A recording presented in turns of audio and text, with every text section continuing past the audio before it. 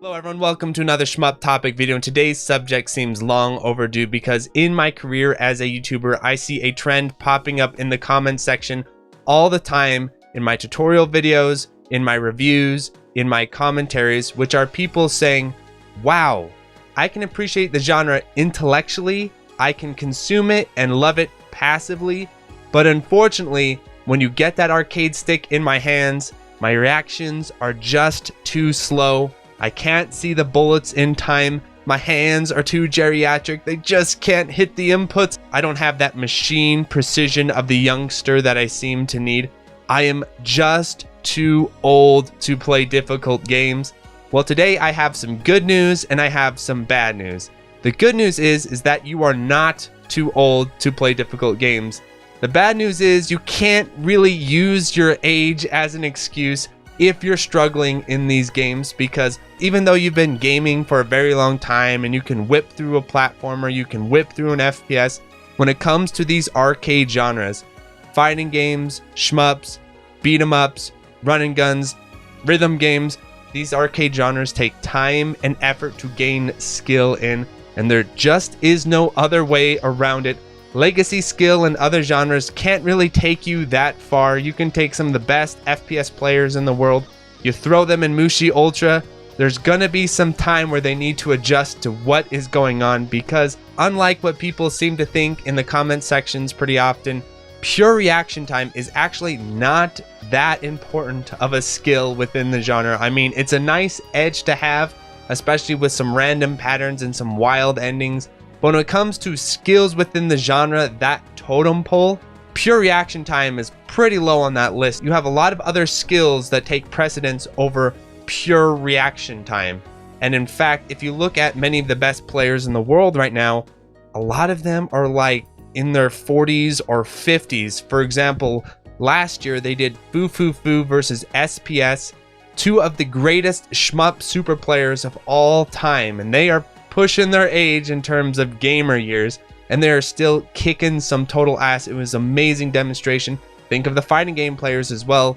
Daigo isn't exactly a young man, and many of the best fighting game players around these days aren't exactly zoomers. Now, there are those zoomer prodigies, of course, Moglar and shmups, but age really isn't the main factor of what make these people good at the genre. So in today's video, what I want to do is I want to explain what skills are actually much more important when it comes to learning the genre, and also maybe examine the mentalities of my fellow players that hold them back from getting better at the genre. And the first thing to say is that if you think it's your age, unless you're in your 70s or maybe late 60s, I think if you're in your 50s, your 40s, especially your 30s or under, you can't use your age as a reason you're not able to get good at the genre. There's many other factors going on. So let's talk about what skills you need to develop to get good at the genre. And I have a whole tutorial series on the specifics of getting better at shmups. But if you want the main idea, let me tell you, it is not reaction time.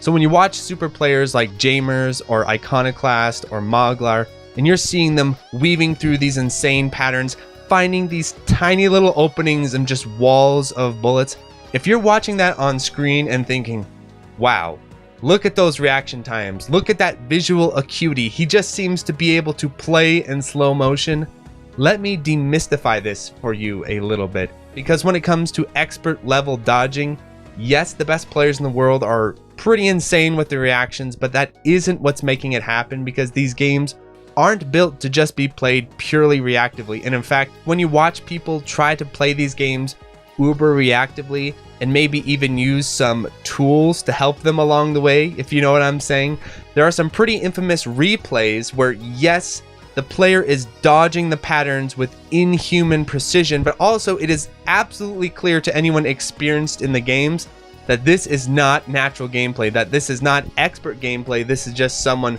brute forcing with maybe some tools behind them, able to get these dodges that are completely unnecessary and don't make any sense if you have any literacy within the genre.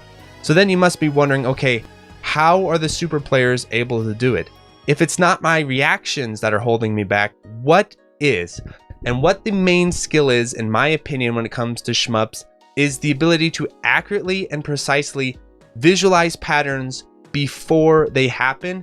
And also there is some experience required where you need to be able to predict things without actually seeing them. You need to be able to predict what is going to happen based on your mental picture, based on your ability to translate that mental picture into actual inputs in your hand, and also your underlying understanding of how the patterns work and how the genre works and how the level design works.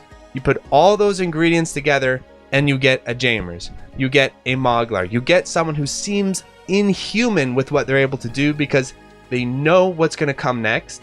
They know how what they are doing influences what comes next. So let's say a big wave of enemies is coming in, and if you're just flying into it blind, you can have the best reactions in the world, you're just going to get walled. But if you're a player with experience, you know, okay, this big wave of enemies is coming in, I'm going to position myself up into this corner here. That's going to move their trajectory. That's going to create a little opening in their pattern. I'm going to slip through that opening, and then another thing's going to spawn. I'm going to sit here so that when it spawns, I'm going to force it to create another opening, and I'm going to go here. So the way it works is, think of it like predicting a chain reaction. And what makes it really cool is that what you do between the moments of the chain reaction changes how it will unfold in front of you. So if you go up to the right, that's going to change something on the left. But then when you change something on the left, that's going to change something in the middle. And so you have to always be 2 steps ahead of where the game is. And so that is how these players are able to make these insane dodges, because they know the gap is coming. They know where the pattern is going to break. They see it before it happens. And I feel like the best players in the world are like the best chess players in the world. So I'm not a chess grandmaster or anything, but the way I understand how chess works is the best chess players in the world are able to visualize their move, and then visualize their opponent's move, and then visualize their move to their opponent's move, and then visualize their opponent's reaction to their reaction. And the best players are able to play these sequences forward in their head and able to see all the diverging options and then be able to react to them before they even happen. And that's how you get these crazy demonstrations with chess grandmasters where they are blindfolded and beating 50 people at once, because they're able, through training and talent, to see much further ahead than their opponents. Same thing works with shmups, seeing further and further into the game. And so if you're coming into that difficulty wall and you're just trying to solve that difficulty wall through pure reaction, through pure micro precision with your hands and with your movements, sometimes that can work. I feel like that's kind of a skill of mine. But I know deep in my heart, if I was just smarter and I just routed better, and I just put myself in a better position when that happened, then I wouldn't have to rely so heavily on my precision inputs and my ability to react to things on the fly. So that's the first thing I want to establish, is even considering your reaction time is already a losing option. It's already going down the wrong path. You're trying to solve the puzzle the wrong way. Your approach is incorrect. And most shmups at a casual level do not test your reaction times all that heavily. There are some exceptions from time to time, like Donanpachi, Stage 3, Loop 2, the mid-boss random spawn, where it just drops this randomly exploding cloud, and no matter how much you route or how you practice, that cloud just randomly explodes how it's going to explode. But unless you're going for like a 600 million chain or something, you could also just bomb the cloud, right? And so that's another thing that I want to bring up, is that in the few cases that the games make you rely on your reaction time, there are also other options that you can route around. Maybe it won't be optimal world record score, but for the average player, bombing on that 2-3 mid-boss, no problem there. I did that when I got my 2 all. Same thing with Gurega, same thing with a lot of games with RNG, is that even with these games, where there might be a section or two with heavy reaction time emphasis, there's also the option of improving your route overall so that you can use resources on the reaction time parts and then use your routing for places where it's not required. So allocation of resources also another way to mitigate this concern. And then of course there's the question of how are you even practicing the game, and is your practice efficient? Because I again think that a lot of players who say, oh, my reaction times are holding me back, are the same type of players who probably don't have the best practice regimens or best mentality when it comes to practice. And I have lots of videos and tutorials about how to do this. But the idea is you want to take advantage of the tools at your disposal. It's a really challenging, difficult shmup that seems unbreakable in terms of its wall of difficulty. Use the practice options, use the stage select, use the checkpoints. If you're playing on emulator, use save states and load states to practice the most difficult sections and really get them honed in, because it's really more about setup and knowledge than reaction. Keep that in mind. Another point I want to get into is how reaction time and reflexes even work in the genre, because once again, I think a lot of people are under the impression that the way super players are playing, they're seeing the bullet coming on screen, and then they have these mental processes flying in their head like, oh, here's it's coming here, move left just in time, oh, here's another one coming, move right just in time, and it's all this very logical, quick thinking reaction. I don't think that's the way reactions work in shmups, at least not in my experience. Instead, the way reactions work in shmups is the same way that complex inputs work in fighting games. So if you want to do the double quarter, super, and third strike, at first when you start learning that, you consciously think, move the stick, hit the button. But over time, as you play the game more and more and more, the double quarter circle just becomes instinct, and it all becomes one movement. Bam, bam, bam. And it's just coordinated together. You don't even have to think about it. That's how reactions work in shmups. It's much more in the muscles, where you see the pattern, your hand just moves. You're not sitting thinking, okay, if the pattern drifts here, I'll go here. Oh, look how close it is to my ship. No. You're not thinking that way. You just see the pattern and you move. Sometimes if the patterns are tricky, they'll trip you up, but for the most part, that's how your reactions work. You're not really even looking at your ship and trying to coordinate the two together. You just know where your ship is, because the thousands and thousands of hours you've put into moving the ship on screen, that precision gets built automatically into your nerve endings or whatever. You just feel it. You can feel your ship. You can feel where your ship needs to go. You can move it without thinking. And when you get really, really, really good, you can move it incredibly precisely without even looking at the ship. You can just watch the pattern and move the ship. That is a skill that has nothing to do with reaction times and has nothing to do with dexterity. It has everything to do with experience and coordination.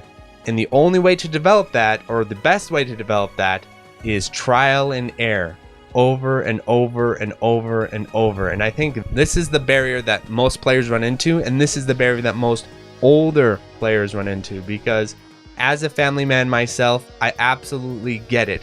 When you're younger, when you're in college, when you're in high school, even when you're single and younger, your life is much more free to do things like practice shmups and get owned by hibachi hour after hour after hour. But when you have a very busy life and a very busy schedule, and shmups present you with a challenge and with a difficulty curve that you have to dedicate to, then it's very tempting for the older player to say, you know what, I don't have time for this crap. I can appreciate what the genre's doing. I don't really mind playing casually, but this is asking too much of me.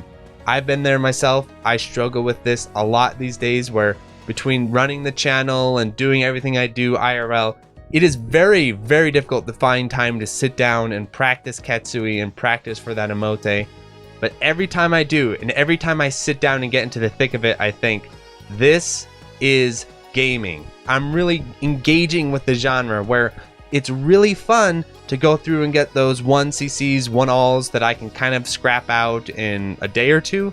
That's fun, but it doesn't have that same satisfaction and that same payoff as sitting down and grinding Ketsui emote loops for hours and hours and hours, but slowly and steadily. Okay, stage 1, I've kind of got that figured out. Stage 2, I've kind of got that figured out. Stage 3, that's a little iffy, but it's starting to come together. Stage 4 and 5, still very powerful, dangerous territory. But in my mind, I can remember what it was like to get that 2-all, and I can visualize what the payoff will be when I actually get the emote clear. That is an experience you're missing out on, and I don't want to sugarcoat this, because it is very tempting as a YouTuber just to say, do you, it's all good, it doesn't matter. But as I said in the super easy is too easy video, my job on this channel is to encourage you to experience the genre to its fullest, because once you do, there's no going back. Once your eyes have been opened and you've seen Red Cloak and the Illuminati, There's just no going back to playing these lame-ass, boring Simon Says AAA games. So thanks so much. I hope you all found this encouraging. I hope this dispels the idea that it's just all about reaction times. And if you can be so kind, I am doing the t-shirt drive for the next 2 or 3 weeks. If you want to support the channel, please click the link, follow through, pick up a shirt. I'd really appreciate that. Thanks so much. Adios, everyone.